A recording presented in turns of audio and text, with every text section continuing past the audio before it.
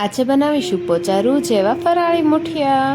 તો ફરાળી દૂધીના મુઠિયા બનાવવા માટે આપણે સૌથી પહેલાં ખમણેલું ગાજર, ખમણેલા બટેકા, ઝીણા કટિંગ કરેલા ધાણા, ઝીણા કટિંગ કરેલા મરચાં અને ખમણેલી દૂધી લઈ લેવાની છે। ત્યારબાદ હવે આપણે ખાવાનો સોડા, લીંબુનો રસ, મીઠું, બધા મસાલા અને ખાસ આપણે જે લોટ વાપરવાનો છે એ લોટ અહીંયા તમે રાજગરાનો લોટ અથવા તો જે સ્વામિનારાયણનો આપણે ફરાળી લોટ આવે તે લઈ શકો છો। તો ચાલો હવે આપણે ફરાળી મુઠિયા બનાવી દઈએ। તો સૌથી પહેલાં આપણે એક વાસણ લઈ લઈશું અને તેમાં આપણે ખમણેલી દૂધી એડ કરવાની છે।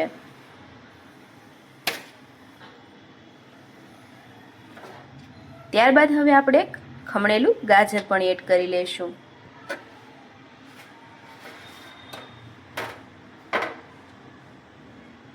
ત્યારબાદ ખમણેલા બટેકા, ઝીણા કટિંગ કરેલા ધાણા, ઝીણી કટિંગ કરેલી મરચી।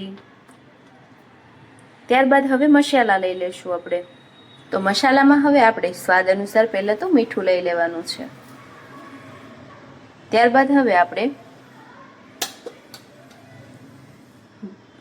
2 ચમચી જેટલું ધાણા જીરું પાવડર એડ કરી લેવાનું છે। ચપટી એવી હિંગ લઈ લેવાની છે।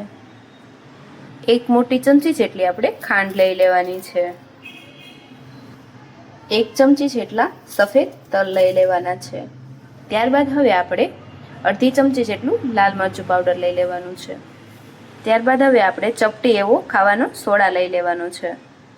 હવે આપણે 2 લીંબુનો રસ લઈ લેવાનો છે અને સોડા ઉપર આપણે આ રીતે એક્ટિવ કરી લેવાનો છે। ત્યારબાદ હવે આપણે 2 પાવડા જેટલું તેલ લઈ લઈશું।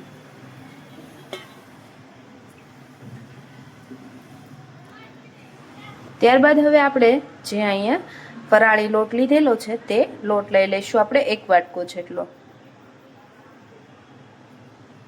મિક્સ કરતાં આપણે પાણીની જરૂર પડે તો જ આપણે પાણી એડ કરવાનું છે, નહીં તો આ દૂધીનું પાણી જે છોડે તેનાથી જ આપણે લોટ સરસ એવો બંધાઈ જશે।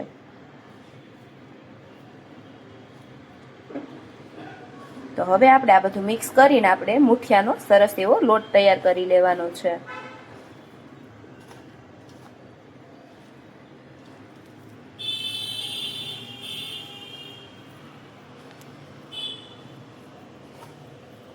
તો બધું મિક્સ કરીને આ રીતે આપણે સરસ એવો મુઠિયાનો લોટ તૈયાર કરી લીધો છે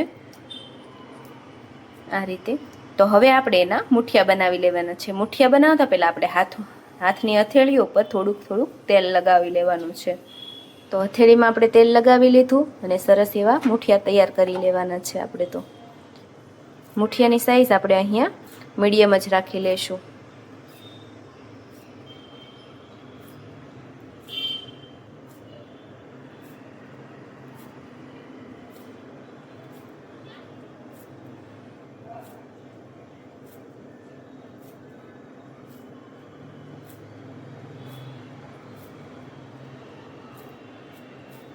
તો આ રીતે આપણે મુઠિયાને બધા તૈયાર કરી લઈશું।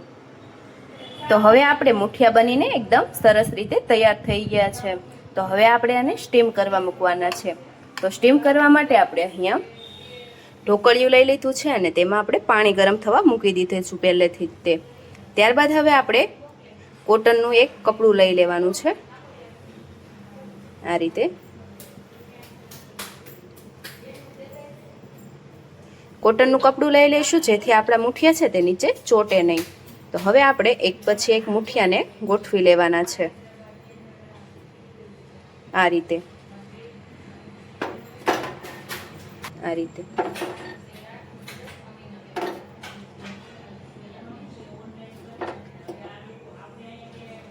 તો આ રીતે આપણે બધા જ મુઠિયાને ગોઠવી લીધેલા છે।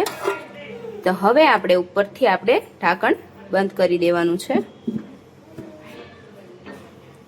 ઢાંકણ બંધ કરીને આપણે 15 થી 20 મિનિટ સુધી સ્ટીમ થવા દેવાનું છે।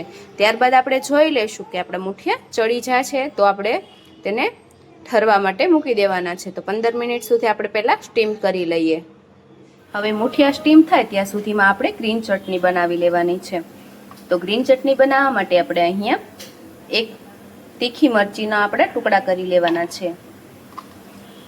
ત્યારબાદ હવે આપણે એક મોળા મરચાના પણ ટુકડા કરી લેશું. તેમાં આવે લીલા ધાણા, એક આદુનો ટુકડો, થોડીક એવી આપણે શીંગ લઈ લેવાની છે. સ્વાદ અનુસાર મીઠું, 1 ચમચી જેટલી ખાંડ, 1 લીંબુનો રસ. હવે આ બધાને આપણે ક્રશ કરી લેવાનું છે.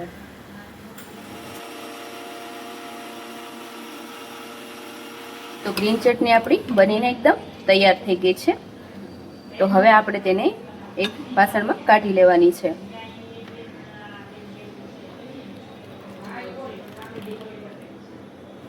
તો હવે આપણે 15 મિનિટ થઈ ગઈ છે. તો આપણે હવે ઢોકળિયાને ખોલીને જોઈ લઈશું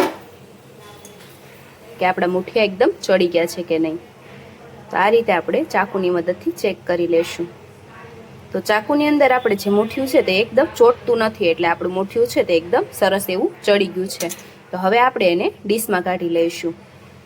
તો હવે મુઠિયા છે તે એકદમ સરસ રીતે ઠંડા થઈ ગયા છે. તો આવી રીતે આપણે તેને કટિંગ કરી લેવાના છે.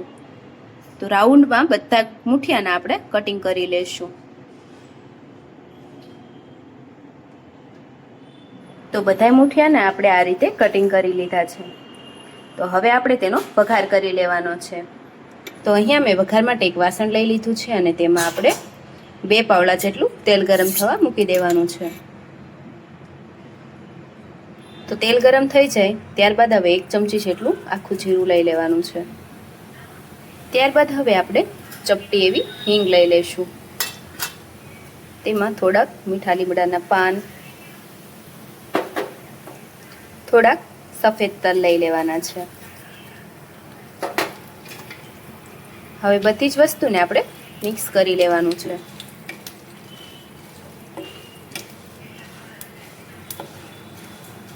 તેમાં હવે આપણે અડધા લીંબુનો રસ એડ કરવાનો છે. ત્યારબાદ હવે મુઠિયાને તેમાં એડ કરી લઈશું આપણે. હવે તેને મિક્સ કરી લેવાનું છે.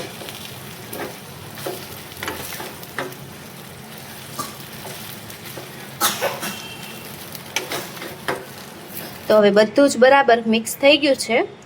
તો હવે આપણે તેમાં ઉપરથી લીલા ધાણા એડ કરી લઈશું અને ગેસની ફ્લેમ હવે બંધ કરી દેવાની છે.